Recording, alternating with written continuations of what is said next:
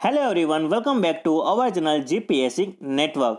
મિત્રો, આજે આપણે સ્ટ્રેન્થ ઓફ મટીરિયલના થર્ડ લેક્ચરની અંદર આપણે ડિસ્કસ કરવાના છે મિકેનિકલ પ્રોપર્ટીઝ ઓફ મટીરિયલ, જેમાં અત્યાર સુધીમાં આપણે 6 પ્રોપર્ટીઝ આપણે સ્ટડી કરી ગયા, જેમ કે સ્ટ્રેન્થ કોને કહેવામાં આવશે, ઇલાસ્ટિસિટી, પ્લાસ્ટિસિટી, ડક્ટિલિટી, મેલેબિલિટી અને બ્રિટલનેસ.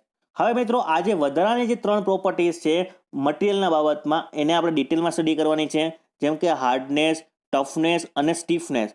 મિત્રો, ત્રણ પ્રોપર્ટીઝને આપણે એક્ઝામ પોઈન્ટ ઓફ વ્યૂથી સમજવાની છે. જે બેઝિક કન્સેપ્ટ છે તેના વિશે વાત કરશું, અને જેટલા પણ આપણા પરીક્ષાલક્ષી પ્રશ્નો છે તેને પણ આપણે ડિટેલમાં કવર કરશું. એટલા જ માટે કહું છું મિત્રો, વિડીયોને એન્ડ સુધી જુઓ, જેથી કરીને એક પણ ક્વેશ્ચન્સ જે મિત્રો એક્ઝામમાં પૂછાય અને આ ટોપિકમાંથી નીકળતો હોય તો તમને એક્ઝામમાં પ્રશ્ન ના આવડે તેવું ના બને. તો મિત્રો, વિડીયોની શરૂઆત કરતા પહેલા આપ સર્વ વિદ્યાર્થી મિત્રોને જણાવવા માંગુ છું કે મારું નામ છે જય ગોહિલ, અને જો તમે સોશિયલ મીડિયાની અંદર કનેક્ટ થવા માંગતા હોય તો આ આઈડીસ પર મને ફોલો કરી શકો છો. સાથે કોઈ પણ ક્વેશ્ચન અથવા ડાઉટને પૂછવા માટે મને ઇન્સ્ટાગ્રામ પર મેસેજ પણ કરી શકો છો. આ છે મારો ઇન્સ્ટાગ્રામ હેન્ડલ. અને આપણી જે ડેઇલી કરંટ અફેર્સ અને અન્ય વિષયોની જે ટેસ્ટ થાય છે અને આપણા દરેક લેક્ચરની પીડીએફને મેળવવા માટે આપણી ટેલિગ્રામ ચેનલ જીપીએસસી નેટવર્કના પણ તમે જોઈન કરી શકો છો. આ બધાની જે સોશિયલ મીડિયાની જે લિંક છે મિત્રો, એ તમને કોમેન્ટ બોક્સની અંદર અથવા તો ડિસ્ક્રિપ્શન બોક્સની અંદર તમને સરળતાથી મળી જશે. તો શરૂઆત કરીએ આજના આપણા સરસ મજાના વિડીયોની.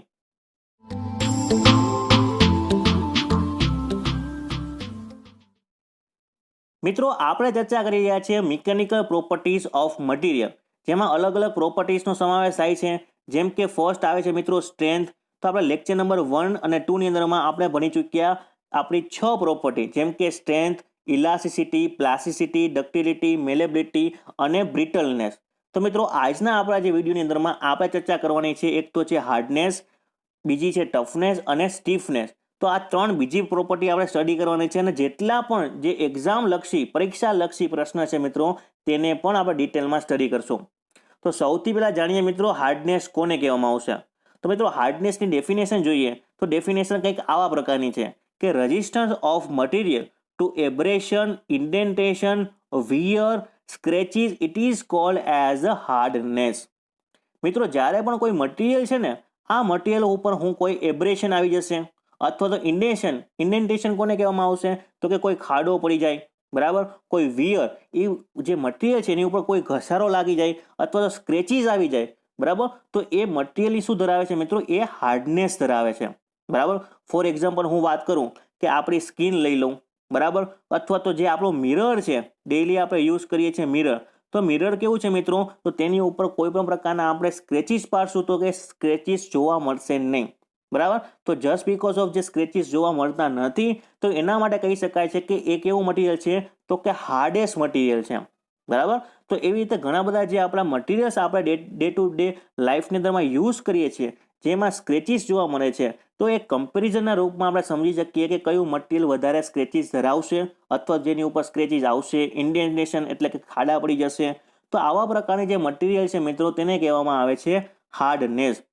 હવે મિત્રો, બેઝિક જે તફાવત છે હાર્ડનેસ અને સ્ટ્રેન્થ, તો એની આપણે વાત કરીએ તો જે હાર્ડનેસ છે મિત્રો, આ હાર્ડનેસ કેવી પ્રોપર્ટીઝ છે મિત્રો, તો કે સરફેસ પ્રોપર્ટી છે.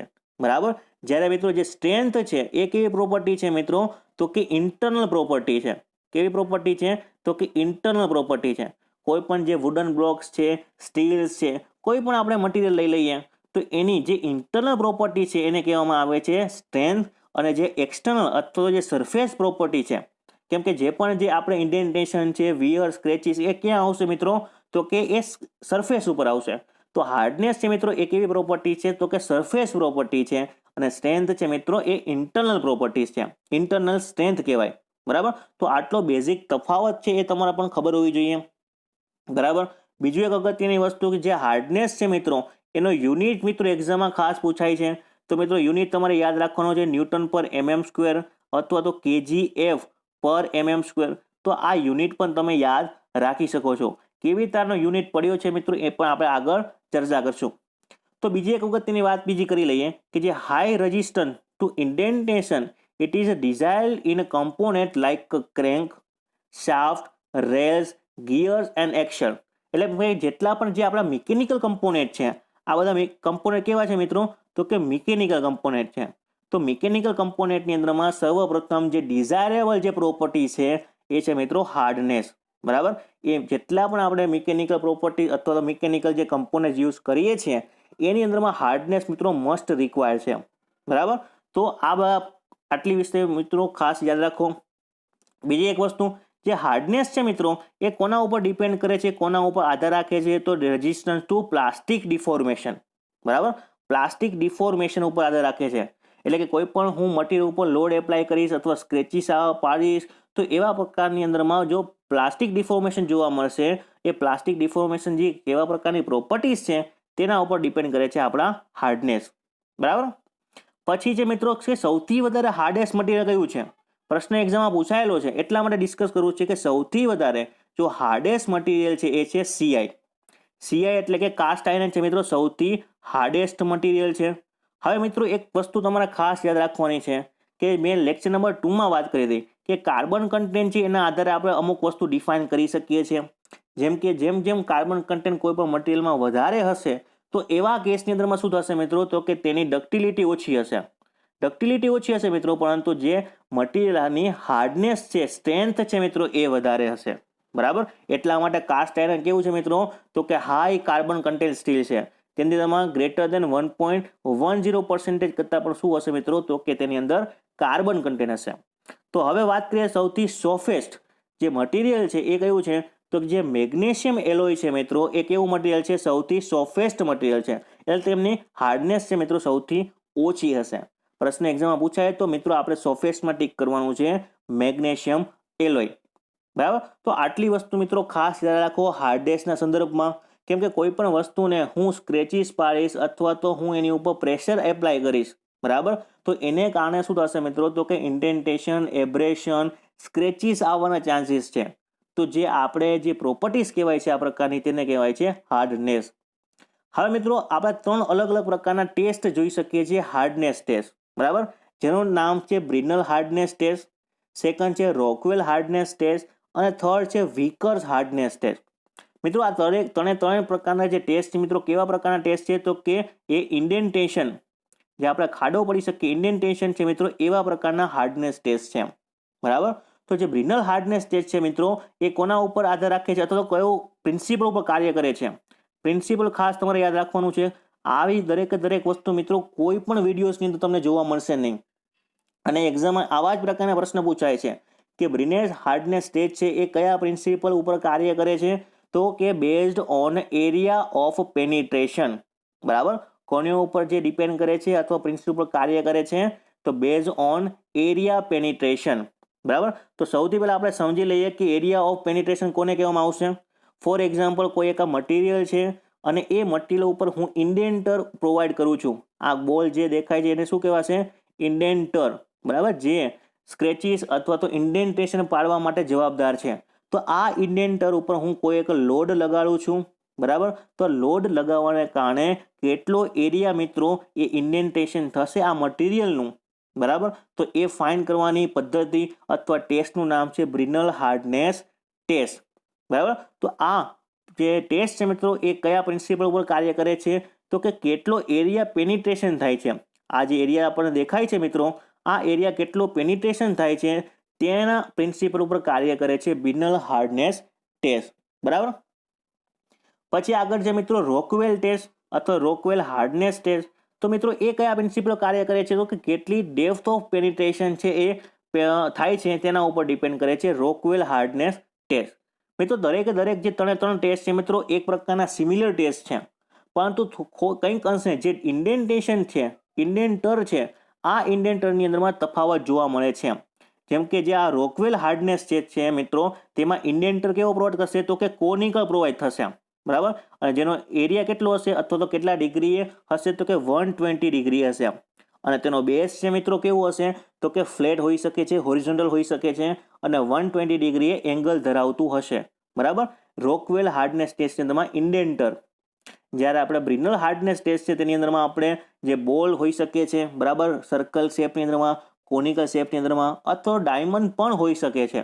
બરાબર, અને જે આપણે રોકવેલ હાર્ડનેસ ટેસ્ટ છે તેની અંદરમાં કયા પ્રિન્સિપલ ઉપર કાર્ય કરે છે, તો કે base on depth of penetration. તો મિત્રો આ ત્રણ વચ્ચે એક તફાવતના સ્વરૂપમાં પણ આપણે જોઈ શકાય છે, બરાબર. પ્રશ્ન એક્ઝામમાં પૂછાય કે બ્રિનલ હાર્ડનેસ ટેસ્ટ અને રોકવેલ હાર્ડનેસ ટેસ્ટની અંદર તફાવત શું છે? તો કે બ્રિનલ હાર્ડનેસ ટેસ્ટ છે મિત્રો એ એરિયા પેનિટ્રેશન કાઉન્ટ કરે છે, જ્યારે રોકવેલ હાર્ડનેસ ટેસ્ટ છે મિત્રો એ શું કરે છે? તો કે ડેપ્થ ઓફ પેનિટ્રેશન કાઉન્ટ કરે છે, બરાબર. તેવી જ રીતે જે વિકર્સ હાર્ડનેસ ટેસ્ટ છે મિત્રો તેની અંદરમાં કેટલું ઇન્ડેન્ટેશન છે લેફ્ટ થાય છે સરફેસ ઉપર, એટલે કેટલું ઇન્ડેન્ટેશન છે, ઘસારો છે, ખાડો જોવા મળે છે સરફેસ ઓફ ધેટ મટીરિયલ, એને કાઉન્ટ કરવામાં આવે છે વિકર્સ હાર્ડનેસ ટેસ્ટની અંદરમાં. તેની અંદરમાં આપણે ઇન્ડેન્ટરની વાત કરીએ તો આ ઇન્ડેન્ટર છે મિત્રો કેવો જોવા મળશે? તો કે ડાયમંડ જોવા મળશે, બરાબર. ડાયમંડના સ્વરૂપમાં આપણે ઇન્ડેન્ટર જોવા મળે છે. તેની અંદરમાં જે હોરિઝોન્ટલ છે બેઝ હશે, સાથે જે આપણો કોનિકલ જે એંગલ છે મિત્રો કેટલો હશે? તો કે 136 ડિગ્રી હશે. તો આટલી વસ્તુ મિત્રો, 2-3 વસ્તુ ખાસ ધ્યાનમાં રાખો વિકર્સ હાર્ડનેસ ટેસ્ટના બાબતે, બરાબર. તો આ દરેક વસ્તુ મિત્રો એક્ઝામ પોઈન્ટ ઓફ વ્યૂથી ખૂબ જ ઇમ્પોર્ટન્ટ છે. ક્યાંય પણ વસ્તુ તમે આવી જોવા મળશે નહીં, અને આવી જ્યારે એક્ઝામમાં પૂછાઈ જાય છે ત્યારે આપણે કન્ફ્યુઝ થઈ જાય છે, કેમ કે આપણે તો વાંચેલું હોય છે કે બ્રિનલ હાર્ડનેસ ટેસ્ટ શું છે, રોકવેલ હાર્ડનેસ ટેસ્ટ શું છે, પરંતુ અમુક જે ફેક્ચ્યુઅલ ડેટાબેઝ જે ક્વેશ્ચન પૂછાઈ જાય ત્યારે આપણે કશું કરી શકતા નથી, બરાબર. હવે મિત્રો જે બ્રિનલ હાર્ડનેસ ટેસ્ટ છે એને માપવા માટેનું એક સૂત્ર, એક ફોર્મ્યુલા આપણે ખાસ યાદ રાખવાનું છે. જેમ કે હાર્ડનેસ બ્રિનલ એનું equal to 2p divide by pi d into d minus under root of capital d square minus small d square. હવે પી શું છે મિત્રો? તો કે પી છે કે જે હું લોડ લગાડું છું, આ લોડ છે કેટલો લગાડું છું એ પી છે, બરાબર. પાઈ ડી શું છે મિત્રો? તો કે જે ઇન્ડેન્ટર છે એનો ડાયામીટર છે, અને કેટલું ઇન્ડેન્ટેશન છે એ સરફેસ ઉપર પ્રોવાઈડ થાય છે તેનો ડાયામીટર શું છે મિત્રો? Small D. તો મિત્રો આ ફોર્મ્યુલા ખાસ તમે યાદ રાખો આપણા બ્રિનલ હાર્ડનેસ ટેસ્ટ માટે. આગળ વધીએ અને એક બે વસ્તુ ખાસ વિશે જાણીએ કે જે રોકવેલ હાર્ડનેસ ટેસ્ટ છે મિત્રો એ ઇન્વર્સલી પ્રોપોર્શનલ છે ડેપ્થ ઓફ પેનિટ્રેશન. જે રોકવેલ હાર્ડનેસ ટેસ્ટ છે મિત્રો એ ઇન્વર્સલી પ્રોપોર્શનલ છે કોની? તો કે ડેપ્થ ઓફ પેનિટ્રેશન. શું કામ? તો કે જેમ જેમ જે ડેપ્થ ઓફ પેનિટ્રેશન વધશે તેવી રીતે રોકવેલ હાર્ડનેસ નંબર છે મિત્રો એ ઘટતો જશે, બરાબર. પરીક્ષામાં એક્ઝામમાં પૂછાયો છે પ્રશ્ન. અને બીજા 2-3 ટેસ્ટ પણ તમારે ખાસ યાદ રાખવાના છે જે હાર્ડનેસ જ માપે છે. મો સ્કેલ છે અથવા મો ટેસ્ટ છે મિત્રો, આપણે બિલ્ડિંગ મટીરિયલમાં જોઈ ગયા હતા કે મો સ્કેલ અથવા તો જે મો ટેસ્ટ છે શું માપે છે? તો કે હાર્ડનેસ માપે છે, બરાબર. પછી છે શોર ટેસ્ટ છે, બારકોલ ટેસ્ટ છે, નૂપ ટેસ્ટ છે. આ બધા જ મિત્રો હાર્ડનેસ માપવા માટે જ યુઝ થાય છે. હવે જે આ નૂપ ટેસ્ટ છે એ પણ કેવા પ્રકારનો ટેસ્ટ છે મિત્રો? તો કે એ છે મિત્રો ખાસ ધ્યાનમાં રાખજો ઇન્ડેન્ટેશન ટેસ્ટ જ છે, ઇન્ડેન્ટેશન હાર્ડનેસ ટેસ્ટ છે. જ્યારે મિત્રો જે મો ટેસ્ટ છે મિત્રો કેવા પ્રકારનો ટેસ્ટ છે? તો કે એ છે સ્ક્રેચ ટેસ્ટ. સ્ક્રેચ કહી શકાય અથવા તો જે આપણે જે ઘસારો જોઈ શકાય છે એબ્રેશન, એ એબ્રેશન અથવા સ્ક્રેચ હાર્ડનેસ ટેસ્ટ કહી શકાય છે મો ટેસ્ટને. તો આટલી વસ્તુ મિત્રો ખાસ યાદ રાખો. વધારે એક વસ્તુ ખાસ યાદ રાખવાની છે કે જે અલગ અલગ મટીરિયલ્સ છે આ મટીરિયલ્સની બ્રિનલ હાર્ડનેસ છે એ વેલ્યુ અથવા નંબર કેટલો હોઈ શકે છે? તો જે સીઆઈ છે મિત્રો અને માઇલ્ડ સ્ટીલ આ બંને માટે જે બ્રિનલ હાર્ડનેસ નંબર છે એ 160 કરતાં પણ કેવું હશે? વધારે હશે. ત્યારબાદ છે કોપર એલ્યુમિનિયમ એલોય, તો એના માટે હશે 60 to લઈને 160, બરાબર. તો આ રેન્જ ખાસ મિત્રો આપણે યાદ રાખવાની છે. બીજું એલ્યુમિનિયમ છે મિત્રો, એલ્યુમિનિયમ માટે કેટલી હશે બ્રિનલ હાર્ડનેસ નંબર? 20 to લઈને 60 સુધી. તો મિત્રો આ રેન્જ ખાસ યાદ રાખવાની છે, 20 to 60, 60 to 160 અને 160 to above, બરાબર. તો એલ્યુમિનિયમ, કોપર અને એલ્યુમિનિયમ એલોય. લાસ્ટમાં સૌથી વધારે બ્રિનલ હાર્ડનેસ નંબર કયું ધરાવશે મટીરિયલ? તો કે કાસ્ટ આયર્ન અથવા તો માઇલ્ડ સ્ટીલ, બરાબર. હવે મિત્રો આપણે વાત કરીએ ટફનેસ બાબતે. હવે મિત્રો ખાસ ધ્યાન રાખજો કે ટફનેસ કોને કહેવામાં આવશે? તો મિત્રો જેટલા પણ આપણે મટીરિયલ્સ જોવા મળે છે તેની ટફનેસ, બીજી વસ્તુ આપણે ભણી ગયા હાર્ડનેસ અને સ્ટ્રેન્થ. તો આ ત્રણ વસ્તુ છે મિત્રો, હાર્ડનેસ, ટફનેસ અને એક વસ્તુ ભણી ગયા આપણે સ્ટ્રેન્થ. તો બેઝિક મિત્રો તફાવત ખાસ યાદ રાખવો ત્રણ વસ્તુના સંદર્ભમાં કે હાર્ડનેસ છે મિત્રો એક એવી પ્રોપર્ટી છે તો કે સરફેસ પ્રોપર્ટી છે. ટફનેસ છે મિત્રો કેવું છે? તો એક પ્રકારના સ્ટ્રેન્થ અને ડક્ટિલિટી બંનેનું સંયોજન કહી શકાય, કમ્બાઇન્ડ પ્રોપર્ટી ધરાવે છે ટફનેસ. કોઈ પણ મટીરિયલ જો સ્ટ્રેન્થ પણ સારી એવી ધરાવતી હશે, ડક્ટિલિટી પણ ધરાવતું હશે તો એવા મટીરિયલની પ્રોપર્ટીને ટફનેસ કહી શકાય છે. પરંતુ આગળ આપણે હમણાં ડિટેલમાં એની ડેફિનેશન જોવાની છે. જ્યારે સ્ટ્રેન્થ છે મિત્રો એ કેવા પ્રકારની પ્રોપર્ટી છે તો કે ઇન્ટરનલ પ્રોપર્ટી છે. કેવી પ્રોપર્ટી છે તો કે ઇન્ટરનલ પ્રોપર્ટી છે. તો આ ત્રણે ત્રણ વચ્ચેનો જે બેઝિક ડિફરન્સ છે મિત્રો ખાસ ધ્યાન રાખજો. ત્રણે એક પ્રકારની સિમિલર કાઇન્ડ ઓફ છે પરંતુ ત્રણેયનો અર્થ છે મિત્રો અલગ અલગ થાય છે. સૌથી પહેલા આપણે 5-6 ડેફિનેશન છે ટફનેસની જે એક્ઝામમાં પૂછાય છે તેની આપણે વાત કરીએ. એમાં ફર્સ્ટ ડેફિનેશન છે resistance to impact or shock loading it is called as a toughness. For example કોઈ એક મટીરિયલ છે તેની ઉપર હું કન્ટિન્યુઅસલી ઇમ્પેક્ટ આપતા રહીશ અથવા તો શોક લોડિંગ આપીશ તો એવા પ્રકારની જે રેઝિસ્ટન્સ પ્રોવાઈડ કરશે આ લોડિંગ ઉપર તો એ રેઝિસ્ટન્સની પ્રોપર્ટીને કહેવામાં આવે છે મિત્રો ટફનેસ. બરાબર. બીજી એક ડેફિનેશન છે મિત્રો capacity of material to absorb the energy before a rupture which is called as a toughness. બરાબર કે કોઈ એક મટીરિયલ ઉપર હું લોડ એપ્લાય કરું છું તો આ લોડ એપ્લાય કરવાને કારણે એ મટીરિયલ કેટલી એનર્જીને એબ્ઝોર્બ કરશે બિફોર ધ રપ્ચર એટલે કે કલેપ્સ અથવા તૂટી ના જાય બ્રેક ના થાય ત્યાં સુધીમાં કેટલી એનર્જીને આ મટીરિયલ જે એબ્ઝોર્બ કરશે એ એનર્જીને શું કહેવામાં આવશે મિત્રો તો કે ટફનેસ કહી શકાય. બરાબર. બીજી એક ડેફિનેશન ખાસ યાદ રાખવાની છે a maximum strain energy store in a member till fail. હવે મિત્રો ત્રણેની ડેફિનેશનનો મતલબ એક જ થાય છે પરંતુ અલગ અલગ સ્વરૂપમાં આપણે લખવામાં આવી છે પરંતુ એક્ઝામમાં પૂછાય છે એટલા જ માટે. તો જે મેક્સિમમ સ્ટ્રેન એનર્જી સ્ટોર થશે મેમ્બરની અંદરમાં ટીલ ધ ફેલ એટલે કે જ્યાં સુધી તૂટી ના જાય ત્યાં સુધીમાં જેટલી મેક્સિમમ એનર્જી એબ્ઝોર્બ કરશે એને કહેવામાં આવશે ટફનેસ. બરાબર. વધારાની એક ડેફિનેશન કે work required to cause a rupture under static load which is called as the word which is called as a toughness. એટલે કે કેટલું વર્ક રિક્વાયર્ડ છે કોઝ અ રપ્ચર. ફોર એક્ઝામ્પલ કોઈ પણ એક મટીરિયલ ઉપર હું વર્ક કરું છું વર્ક એટલે કે કોઈ પણ લોડ એપ્લાય કરું છું તો લોડ કેટલો એપ્લાય કરીશ કે જેની મદદથી આ મટીરિયલ જે ફેલ થઈ જશે રપ્ચર થશે તો જેટલી પણ એનર્જી એ સ્ટોર કરે છે એ એનર્જી અથવા એવી પ્રકારની પ્રોપર્ટીને કહેવામાં આવશે ટફનેસ. બરાબર. બીજી એક અગત્યની વાત કે અગત્યની બીજી ડેફિનેશન છે toughness of material is the ability to withstand a large stresses and strain. બરાબર. જે પણ મટીરિયલ મિત્રો સૌથી વધારે ટફનેસ ધરાવશું ક્યારે કહેવામાં આવશે તો કે એ મટીરિયલ સૌથી વધારે સ્ટ્રેસ છે એને એબ્ઝોર્બ કરી શકે સાથે સાથે સૌથી વધારે સ્ટ્રેન પણ ગેઇન કરી શકે. તો સ્ટ્રેસ અને સ્ટ્રેન લાર્જ કન્સિડરેબલમાં જોવા મળે તો એવા મટીરિયલને કહેવામાં આવશે મિત્રો ટફ કહી શકાય. ફોર એક્ઝામ્પલ હું વાત કરું તો આપણા જે ઘરની અંદરમાં ડે ટુ ડે લાઈફની અંદરમાં આપણે જે મિરર યુઝ કરીએ છીએ તો આ મિરર કેવું હોય છે મિત્રો તો કે તેની હાર્ડનેસ છે સૌથી વધારે હશે. હાર્ડનેસ છે મિત્રો સૌથી વધારે હશે. શું કામ તો તેની ઉપર આપણે સ્ક્રેચીસ પાડવા જશું તો સ્ક્રેચીસ આવશે નહીં. બરાબર. ખૂબ જ ઓછી માત્રામાં સ્ક્રેચીસ આપણને જોવા મળશે. જ્યારે કોઈ એક પ્રકારનો હું કોઈ કારનો કોઈ ગ્લાસ લઈ લઉં બરાબર તો એ કારનો ગ્લાસ છે મિત્રો તો એ કેવા પ્રકારનું મટીરિયલ છે તો કે એ ટફ મટીરિયલ કહેવાશે. કેમ કે જ્યારે પણ આપણે કોઈ એક્સિડન્ટ થાય છે તો એવા પ્રકારના કેસની અંદરમાં ડાયરેક્ટલી તૂટી નહીં જાય થોડુંક રેઝિસ્ટન્સ પ્રોવાઈડ કરશે અને એ રેઝિસ્ટન્સને એ એબ્ઝોર્બ નહીં કરી શકે તો જ માત્ર એ મટીરિયલ છે એ કાચ છે એ ફેલ થશે. તો જે કારનો ગ્લાસ છે મિત્રો એ કેવું મટીરિયલ છે તો કે ટફ મટીરિયલ છે. જ્યારે આપણે ડે ટુ ડે લાઈફની અંદરમાં જે આપણો ઘરની અંદરમાં મિરર યુઝ કરીએ છીએ કેવા પ્રકારનું મટીરિયલ છે તો કે હાર્ડ મટીરિયલ છે હાર્ડનેસ છે. બરાબર. તો આવા પ્રકારની જે ટફનેસ અને હાર્ડનેસ વચ્ચે આપણે ડિફરન્સ જોઈ શકાય છે. તમે મને એવા કમેન્ટ બોક્સની અંદર 5 જે મટીરિયલ મને સજેસ્ટ કરો અથવા મટીરિયલ છે એ કમેન્ટ બોક્સની અંદર લખો કે જેની સૌથી વધારે હાર્ડનેસ હશે જે આપણે ડે ટુ ડે લાઈફની અંદરમાં આપણે યુઝ કરીએ છીએ. બરાબર. હવે આપણે આગળ વાત કરીએ કે હજી એક ડેફિનેશન અથવા તો એક કન્સેપ્ટ આપણે જોઈ લઈએ ટફનેસને રિગાર્ડિંગ.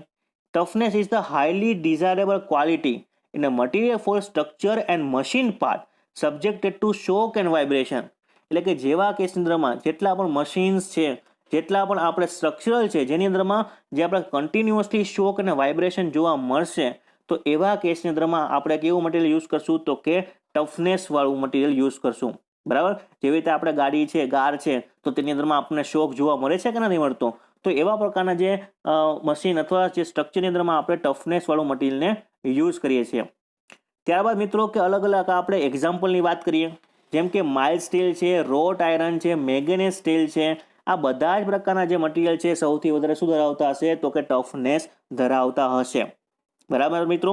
હવે એક વસ્તુ ખાસ મિત્રો યાદ રાખવાની છે કે જેટલા પણ જે કાર્બન કન્ટેન્ટ છે, હમણાં મેં વાત કરી હતી, આપણા પ્રીવિયસ લેક્ચરમાં પણ વાત કરી હતી કે કાર્બન કન્ટેન્ટ મિત્રો વધશે તો અલ્ટિમેટલી ડક્ટિલિટી છે ઘટે છે.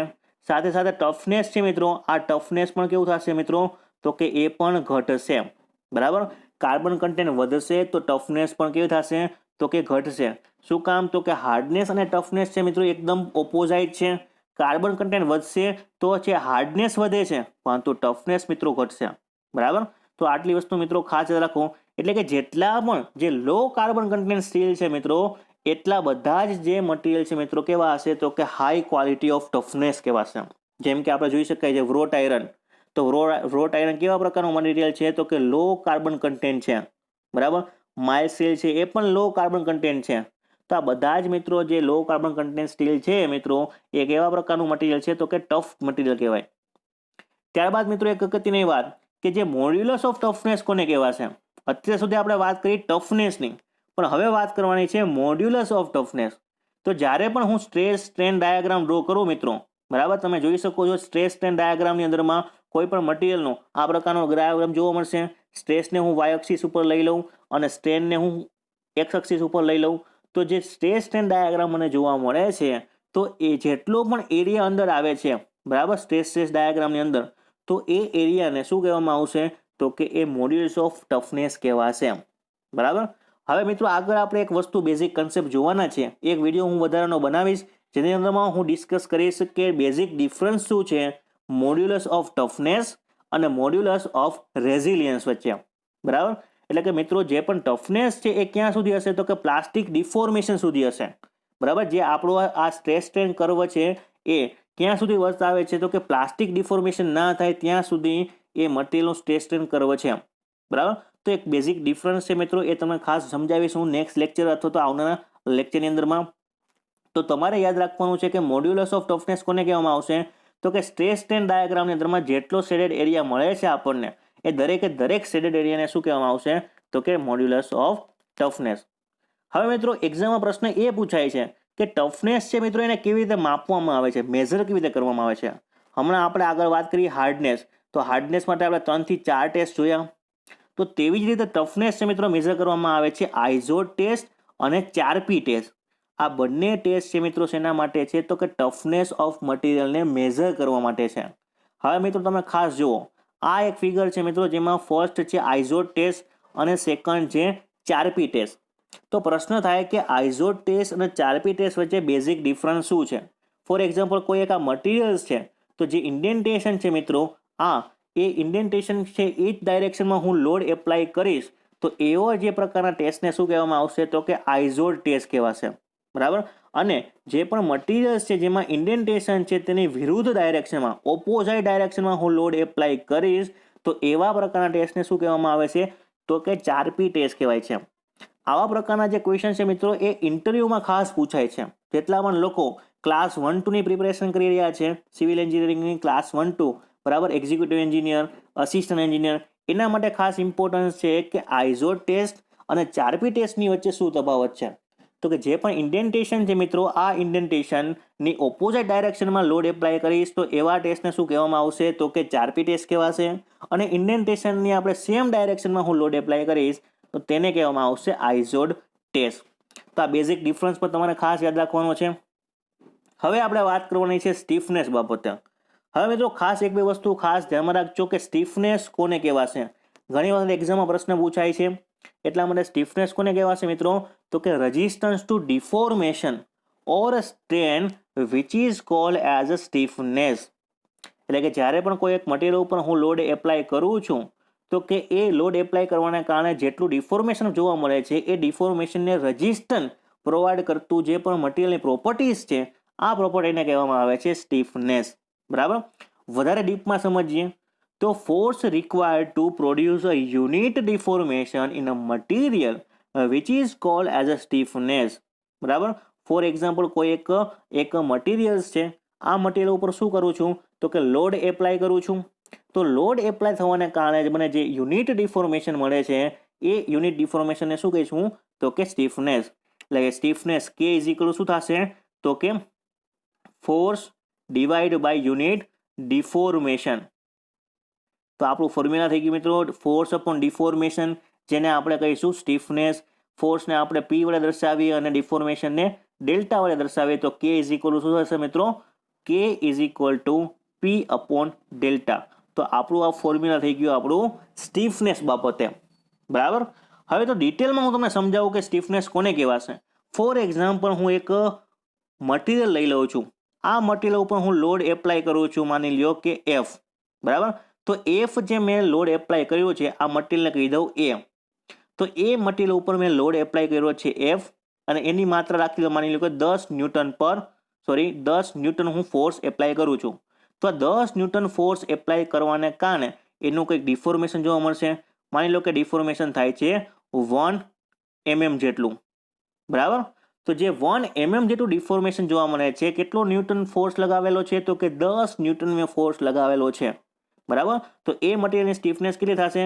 તો કે એ હું લઈ લઉં. બરાબર. ફોર્સ કેટલો છે? 10 ન્યૂટન. અને કેટલું ડિફોર્મેશન જોવા મળે છે? તો કે 1 mm જેટલું. તો મને ફાઇનલી કે એ એટલે કે સ્ટીફનેસ મને કેટલી મળશે? તો કે 10 ન્યૂટન પર mm. બરાબર. મને સ્ટીફનેસ કેટલી જોવા મળશે? તો કે 10 ન્યૂટન પર mm. તો તમને ખ્યાલ આવી ગયો હશે મિત્રો કે સ્ટીફનેસ છે તેનો યુનિટ શું થશે મિત્રો? તો કે એ થશે ન્યૂટન પર mm. આ પણ મિત્રો ખૂબ જ ઇમ્પોર્ટન્ટ છે, એક્ઝામમાં પૂછાયેલો પ્રશ્ન છે કે સ્ટીફનેસનો યુનિટ જણાવો ન્યૂટન પર mm. તો આટલી વસ્તુ મિત્રો ખાસ ધ્યાનમાં રાખો. બરાબર. એક તો વાત થઈ ગઈ યુનિટની. તો તેવી રીતે એક બીજી ડેફિનેશન આવે છે મિત્રો ફ્લેક્સિબિલિટી. તો પ્રશ્ન થાય કે ફ્લેક્સિબિલિટી કોને કહેવામાં આવશે? તો મિત્રો ફ્લેક્સિબિલિટી છે કમ્પ્લીટલી ઓપોઝાઇટ છે સ્ટીફનેસને. બરાબર. ડિફોર્મેશન ટુ ફોર્સ, આ રેશિયો અથવા ફોર્મ્યુલાને કહેવામાં આવે છે ફ્લેક્સિબિલિટી. એટલે stiffness is inversely proportional to the flexibility. આ પણ મિત્રો એક્ઝામ્ની અંદરમાં પ્રશ્ન પૂછાય છે. સ્ટીફનેસ અને ફ્લેક્સિબિલિટી એકબીજાના કેવા છે? તો કે વ્યસ્ત છે. તો તમને પ્રશ્ન પૂછવામાં આવે કે ફ્લેક્સિબિલિટી છે એનો યુનિટ શું થશે મિત્રો? તો કે mm ડિવાઈડ બાય ન્યૂટન. બરાબર. તો આટલી વસ્તુ ખાસ યાદ રાખો. ફોર એક્ઝામ્પલ કે આ મટીરિયલ છે, આ મટીરિયલ ઉપર હું લોડ લગાડું છું મિત્રો એફ. બરાબર. તો આ મટીરિયલ ઉપર હું ફોર્સ લગાડું છું, માની લો કે 1 ન્યૂટન, અને એનું ડિફોર્મેશન મને જોવા મળે છે 10 mm જેટલું. તો આ મટીરિયલની મને ફ્લેક્સિબિલિટી કેટલી થશે? તો કે flexibility F is equal to શું થશે? તો કે 10 mm ડિવાઈડ બાય 1 ન્યૂટન. બરાબર. તો આ થઈ ગઈ મિત્રો ફ્લેક્સિબિલિટી. હવે તો તમે જોઈ શકાય છે કે સ્ટીફનેસનું ફોર્મ્યુલા શું છે? Force upon deformation. તો સ્ટીફનેસ મિત્રો કોને ડાયરેક્ટલી પ્રોપોર્શનલ હશે? તો કે ફોર્સને. અને ઇન્વર્સલી પ્રોપોર્શનલ હશે મિત્રો ડિફોર્મેશનને. એટલે કે જેમ જેમ ડિફોર્મેશન વધશે તો એવા કેસની અંદરમાં સ્ટીફનેસ છે મિત્રો ઘટશે, અને જો ફોર્સ વધશે તો સાથે સાથે સ્ટીફનેસ પણ ઘટશે. હવે સ્ટીફનેસ અને ફ્લેક્સિબિલિટી આ બંને મિત્રો એકબીજાના વ્યસ્ત છે, એટલા જ માટે મિત્રો કહી શકાય કે જે ફ્લેક્સિબિલિટી કોના સમપ્રમાણમાં હશે? તો કે ડિફોર્મેશનના. અને ફ્લેક્સિબિલિટી છે મિત્રો કોના વ્યસ્ત પ્રમાણમાં હશે? તો કે ફોર્સના. બરાબર. તો આટલી વસ્તુ મિત્રો ખાસ યાદ રાખો સ્ટીફનેસના સંદર્ભમાં, કેમ કે ઘણા બધા કન્સેપ્ટ છે મેં તમને અહીંયા જણાવ્યા, અને ઘણા બધા જે એક્ઝામની અંદરમાં પ્રશ્ન પણ પૂછાય છે એની પણ આપણે વાત કરી. હવે મને તો પ્રશ્ન થાય કે જે સ્ટીફનેસ છે મિત્રો એ શેની અંદર માપવામાં આવે છે? તો સ્ટીફનેસ મપાય છે મિત્રો મોડ્યુલસ ઓફ ઇલાસ્ટિસિટી. બરાબર. જે મોડ્યુલસ ઓફ ઇલાસ્ટિસિટી છે તેની અંદર માપવામાં આવે છે, એટલે કે E. મોડ્યુલસ ઓફ ઇલાસ્ટિસિટી કોને કહેવામાં આવશે? તો કે E is equal to stress upon strain, જેને આપણે ઓળખીએ છીએ મોડ્યુલસ ઓફ ઇલાસ્ટિસિટી. બરાબર. સ્ટ્રેસ અપોન સ્ટ્રેન વિશે આપણે ડિટેલમાં ચર્ચા આગળ કરવાની જ છે. આગળના વિડીયો આપણે આવશે તેની ડિટેલમાં ચર્ચા કરશું, પરંતુ અત્યારે પૂરતું એટલું યાદ રાખો કે મોડ્યુલસ ઓફ ઇલાસ્ટિસિટી એટલે શું થશે? Stress upon strain. બરાબર. સ્ટ્રેસ અપોન સ્ટ્રેન એની આપણે કહીશું E. પછી તો કે જેમ જેમ કોઈ પણ મટીરિયલની મોડ્યુલસ ઓફ ઇલાસ્ટિસિટી વધશે તો અલ્ટિમેટલી સ્ટીફનેસ પણ શું થશે મિત્રો? તો કે વધશે જ. સ્ટીફનેસ વધશે તો ઇલાસ્ટિસિટી પણ વધશે. બંને એકબીજાના કેવા પ્રમાણમાં છે? તો કે સમપ્રમાણમાં છે. હવે તો જે સ્ટીલ છે, આ સ્ટીલ કેવા પ્રકારનું મટીરિયલ છે? તો કે સ્ટીફર મટીરિયલ કહેવામાં છે. કે ફોર એક્ઝામ્પલ સ્ટીલનો કોઈ પણ રોડ છે તેની ઉપર હું લોડ એપ્લાય કરીશ તો તેની અંદરમાં મને ડિફોર્મેશન ઓછું જોવા મળશે જ્યારે હું ફોર્સ વધારે ને વધારે એપ્લાય કરતો જઈશ ત્યારે. તો અલ્ટિમેટલી જે સ્ટીલ છે એ કેવા પ્રકારનું મટીરિયલ છે? તો કે સૌથી વધારે સ્ટીફર મટીરિયલ છે. તો મિત્રો આ હતો આપણો આજનો કમ્પ્લીટ વિડીયો, જેની અંદરમાં આપણે ચર્ચા કરી કોને કોને શું કહેવાશે, તો કે ફર્સ્ટ આપણે ડિફિનેશન જોઈ હાર્ડનેસ, બરાબર.